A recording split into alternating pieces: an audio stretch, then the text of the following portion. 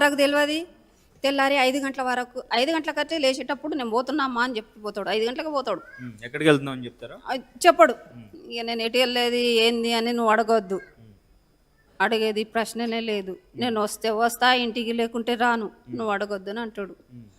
ఆయన కానీ అల్లుని ఇంట్లో నువ్వు ఉన్నావు, నా కొడుకులు అడగాక నువ్వు మీరు ఉండేది మీ అల్లుడి ఇంట్లో? అవును సార్. మీకు ముగ్గురు అబ్బాయిలా, ఇద్దరు అబ్బాయిలా? ఇద్దరు. ఒక అబ్బాయి చచ్చిపోయింది, 2 అబ్బాయిలు ఉన్నారు. వాళ్ళు చూడరు, అబ్బాయిలు పట్టించుకోరు సార్. మార్నింగ్ వచ్చారా పొద్దుట ఈ వార్త తెలిసిన? పొద్దున వచ్చిండ్రు, దవాఖానలో వచ్చిండ్రు. పెద్ద కోడలు, పెద్ద కొడుకు, నడిపే అబ్బాయి, నడిపి కోడలు వచ్చింది. చూశారు వాళ్ళు కూడా. చూసి వాళ్ళు ఇంటికి పోయిండ్రు. నేను బుజ్జి నన్ను తీసుకొచ్చుకున్నది. కాదని వాళ్ళు కూడా కన్ఫర్మ్ చేసుకున్నాక వాళ్ళ ఇంటికి వాళ్ళు వెళ్ళిపోయారు. అవును. ఏం చేస్తుంటారు పిల్లలు ఇద్దరు? ఒక ఆయన సెంట్రిక్ పని చేస్తాడు, ఒక ఆయన పూలు అమ్ముతాడు. ఇంకొక కొడుకు ఎలా చనిపోయారు? ఆయనే ఈయన పాత బస్తీలనే కొట్టి చంపేసింది సార్. అవునా? ఇక్కడ పాత బస్తీలో, ఈ సుబ్బుడ్ల పాత బస్తీలనే అయింది. ఎందుకమ్మా? అది తాగి వేరే వాళ్ళు కొట్టుకుంటా అంటే మధ్యలో పోయినందుకు కొట్టేసిండు. మధ్యలో ఎందుకు వస్తామని కొట్టేసిండు. అప్పుడు కుర్చీదాత ఉన్నారా? ఉన్నాడు, దాకంలో ఉన్నాడు, కొడుకుతోనే ఉన్నాడు.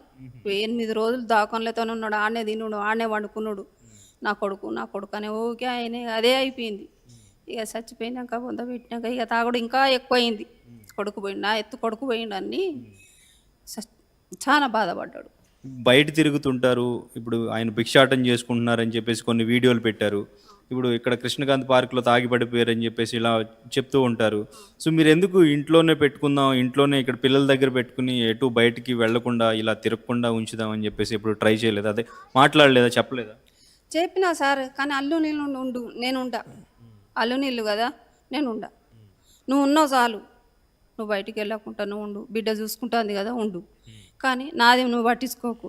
ఏడవన్నామంట, తింటా, వస్తున్నా కదా, వచ్చిపోతున్నా కదా అని గిదేదా అయినా చెప్పిండు సార్. ఇంకంతా కమించింది ఇక ఏం లేదు సార్. 10 రోజులు అవుతుందా మీరు మాట్లాడి చూసి? 10 రోజులు అవుతుంది సార్.